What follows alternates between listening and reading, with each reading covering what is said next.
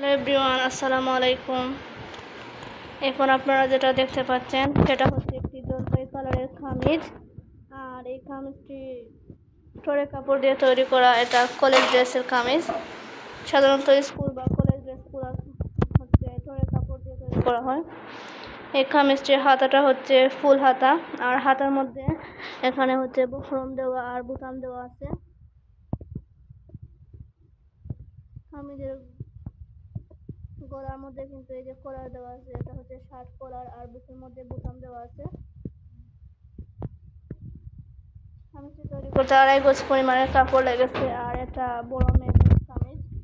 এই কামিজের নিচের পার্টটা কিন্তু অনেক বেশি বড়, আর যে কোনো কামিজের নিচের পার্টের ঘের যত বড় হবে তত বেশি সুন্দর লাগবে কামিজ পরলে।